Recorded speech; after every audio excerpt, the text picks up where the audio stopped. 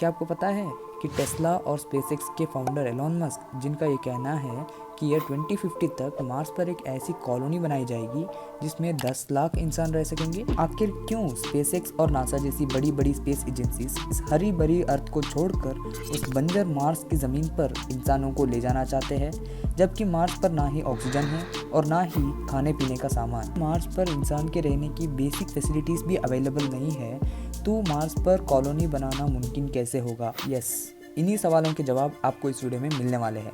तो सबसे पहले बात करते हैं कि जब इस अर्थ पर इन ह्यूमंस को रहने के लिए सारी नेचुरल फैसिलिटीज़ अवेलेबल है, तो ह्यूमंस को मार्स पर भेजने की ज़रूरत ही क्या है? इसका मेजर रीज़न है पेट्रोल और गैसेस। जब से इंसान ने पेट्रोल और गैसेस को इस्तेमाल करना शुरू किया है, तब से अर्थ का एवरेज टेम्परेचर हर 10 सालों में कंसिस्टेंटली 0.16 डिग्री सेंटीग्रेड जितना इंक्रीज होता जा रहा है। अगर अर्थ का टेम्परेचर कंसिस्टेंटली ऐसे ही इंक्रीज होता रहेगा, तो एक वक्त ऐसा भी आएगा कि ये टेम्परेचर इतना ज़्यादा इंक्रीज हो जाएगा कि कोई भी इंसान या जीव इस अर्थ पर सर्वाइव ही नहीं कर सकेंगे। सिर्फ पेट्रोल और गैसेस का इस्तेमाल ही नहीं, इस पोल्यूशन ने भी हमारे अर्थ की ओजोन लेयर को डैमेज कर दिया है। यह वही लेयर है जो हमें सूरज से आने वाली हार्मफुल रेस से हमें प्रोटेक्ट करती है। इन्हीं सारे रीजंस की वजह से साइंटिस्ट को ये तो कंफर्म हो चुका है कि एक ना एक दिन हमारा अर्थ इंसान के रहने के काबिल नहीं बचेगा। यही सारे रीजंस थे कि इंसान अपने लिए दूसरा प्लैनेट ढूंढ रहा है।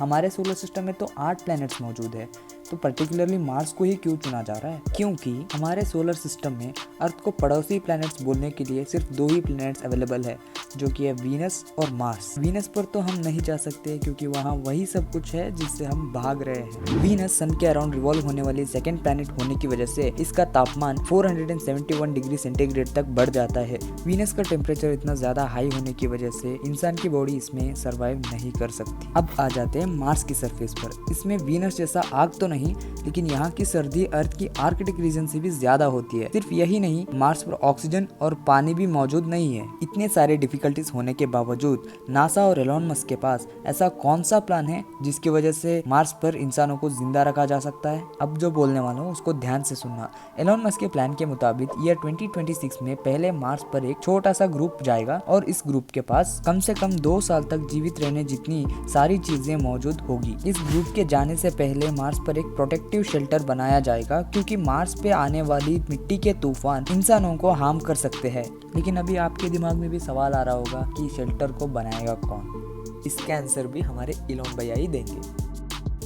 AI बेस्ड रोबोट्स को इंसानों के ग्रुप से पहले भेजा जाएगा। ये रोबोट्स इंसानों के काम करने से काफ़ी ज़्यादा फास्ट काम कर सकेंगे और इनमें कैमरा, सेंसर्स और 3D प्रिंटर्स यूनिट भी लगे होंगे। पहले ये रोबोट्स मार्स के सरफेस से एक खास किस्म की मिट्टी को ढूंढकर 3D प्रिंटर्स यूनिट की मदद से शेल्टर को कई महीनों तक बिल्ड करेंगे। शेल्टर कंप्लीट होने के बाद इंसान पहली बार मार्स पर कदम रखेगा और इंसानों के सारे सामानों को ये रोबोट्स शेल्टर के बेस के अंदर एक एक करके लेके जाएंगे। क्योंकि मार्स की एटमॉस्फेरिक प्रेशर बहुत कम होने की वजह से इंसान इन प्रेशराइज्ड यूनिट्स के अंदर रहेंगे और शेल्टर के इन यूनिट्स के अंदर अर्थ के जैसे आर्टिफिशियल प्रेशर बनाया जाएगा। अब टाइम है मार्स पर एक ग्रीन हाउस बनाने की, ताकि मार्स पर वेजिटेशन किया जा सके। स्पेसएक्स के रिसर्चर्स के अनुसार मार्स पर स्टार्टिंग में सिर्फ पोटैटो और बीन्स लगाए जा सकेंगे। जैसे जैसे ये प्लांट्स बड़े होंगे तो एक ऐसी चीज निकलेगी जिसका मार्स पर होना बहुत ज्यादा जरूरी है, और वो है ऑक्सीजन।